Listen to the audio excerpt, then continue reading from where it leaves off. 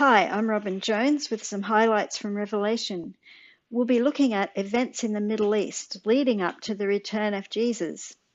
From the unfolding prophecies, we can see this is not far away. These prophecies are about Israel, the surrounding Arabs, the kings of the East, and biblical Babylon, which is a symbol for the kingdoms of men and today includes Iraq, Syria, and Turkey. This is the area of the Euphrates River and Eden, where God first made a garden. But the place where it all began is perhaps the greatest witness to just how hopeless is man's inability to look after the earth and the people who live on it. The Bible tells us that in 6 days the Lord made the heavens and the earth, the sea, and all that's in them. In Revelation, there's a new creation after God's wrath is poured out on those who destroy his first creation. I saw a new heaven and a new earth, for the first heaven and the first earth were passed away, and there was no more sea. This is symbolic language for the passing of earthly rulers and a new kingdom ruled by Jesus. Revelation describes the witness of man's kingdom in total disarray, the sun, moon, and stars losing their light, especially in the area it calls the throne of the beast. We're all familiar with scenes like this, the war in Syria, 320,000 killed, millions displaced. Let's read a prophecy about it from Isaiah. Damascus will no longer be a city, but will become a heap of ruins. Her cities will be deserted.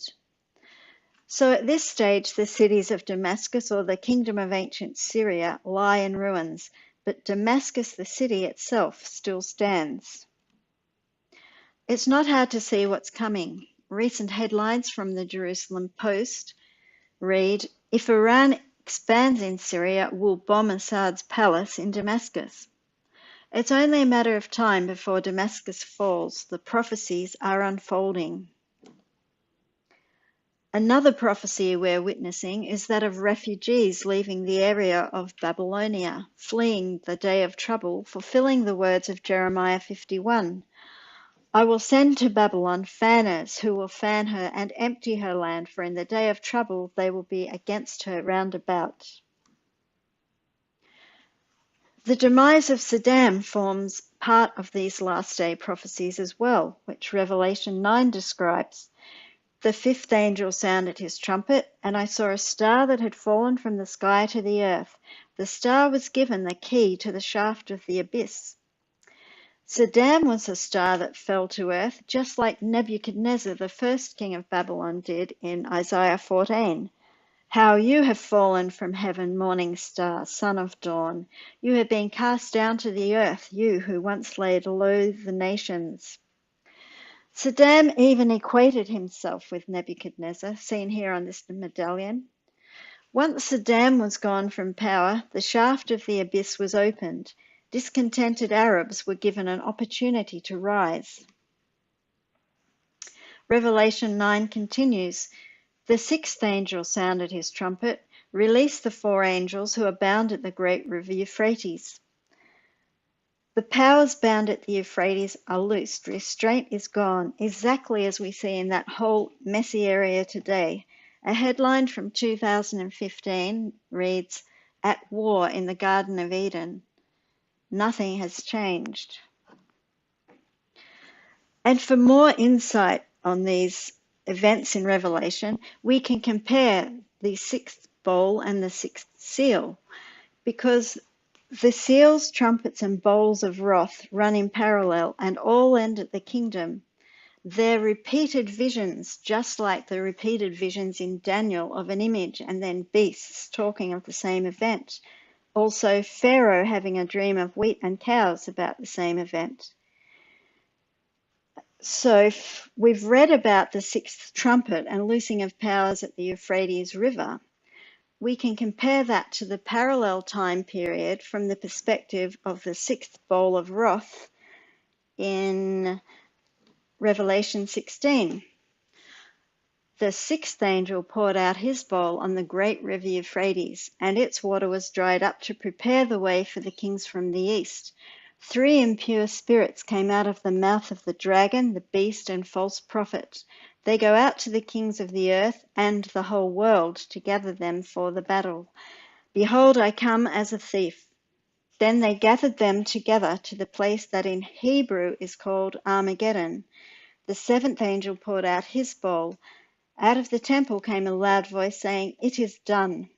The cities of the nations collapsed. God remembered Babylon the Great and gave her the cup filled with the wine of the fury of his wrath. Notice this parallel event is also talking of events in the same area, the Euphrates. It's drying up, meaning the powers controlling it. First we had Saddam, then ISIS, who managed to get control, but they've lost it now as well. The kings of the east refers to Iran, sworn enemies of Israel. If you're familiar with the Daniel 7 prophecy of the little horn, it seems that Iran is lining up to fulfill it. Even the cartoonists are recognizing that Iran is on the move. The spirit of deceit in this chapter, the dragon, which Revelation describes as Satan from the beginning, is alive and well, as is the false prophet, radical Islam, which empowers the beast. An army is gathered from many nations. They're getting ready for the final battle. But notice it's at this point that Jesus says, "I come as a thief." This is for the church or bride. He'll catch the sleeping ones unaware. The place Jesus returns to is Jerusalem, with the saints who meet him in the air. Zechariah 14 talks of his return. "I will gather all the nations to Jerusalem to fight against it. The Lord will fight against those nations as he fights on a day of battle.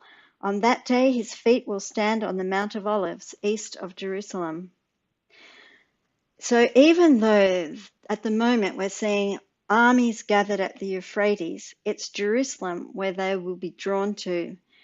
This mountain of Megiddo, which is the Hebrew meaning of Armageddon, will seem like an insurmountable problem to Israel. We've talked about the Arab nations, but running parallel to their witness is the witness of Israel. Let's read some highlights from Revelation 11. "I was given a reed like a measuring rod and was told, 'Go and measure the temple of God and the altar with its worshippers. I will empower my 2 witnesses and they will prophesy for 1,260 days clothed in sackcloth. They are the 2 olive trees and the 2 lampstands, and they stand before the Lord of the earth.'" This is a bit tricky. What is the 2 olive trees in God's temple talking about? Luckily, God gives the answers to the tricky bits in the Old Testament. The imagery of this passage is straight out of Jeremiah 11. It's as if Revelation is remembering how the Jews were supposed to be and measuring them to see if they've learnt their lesson yet.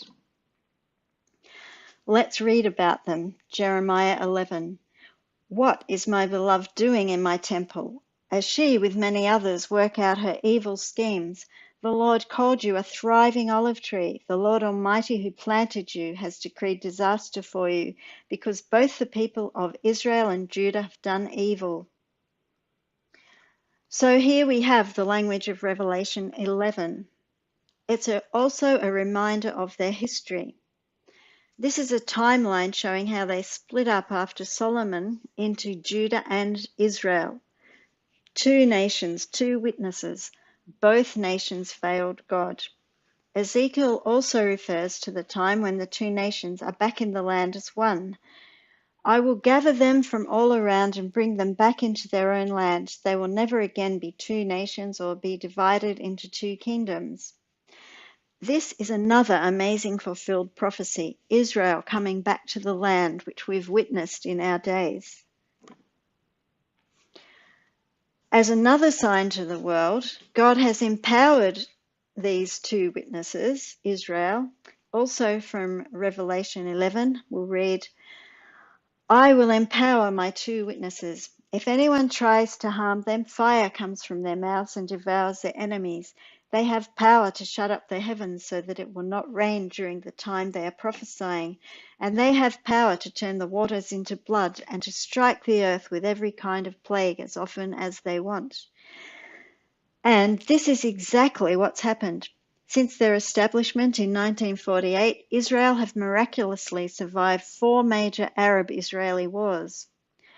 The 2 witnesses are described like Elijah and Moses. Elijah, the blue part, having the power to close the heavens and bring fire on enemies, and Moses, the red part, striking the earth with every plague.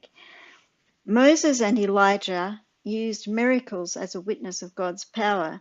Israel's survival under attack from hostile Arabs is a miracle of biblical proportions. But there's even more to this.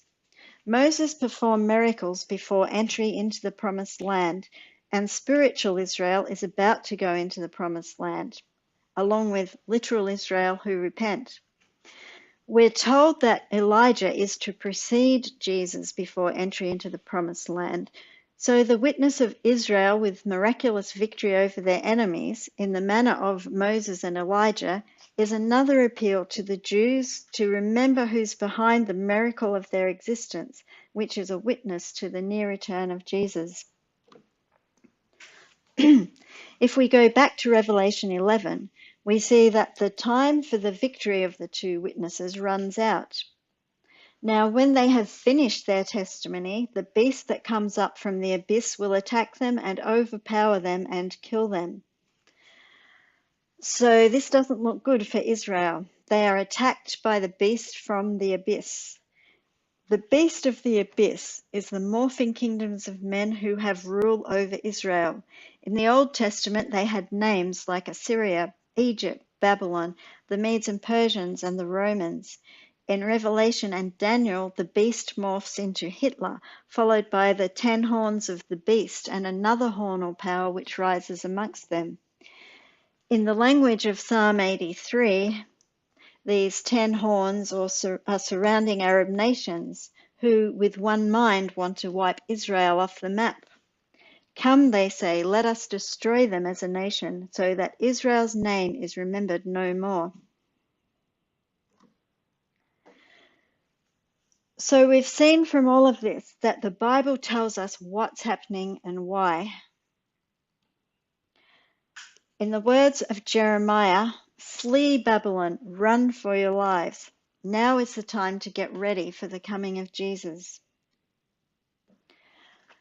This research is an extract from the book Revelation, The Time is at Hand by Robin Jones, available as a PDF or hard copy at the top link, or you can simply read it online on my blog. Thank you.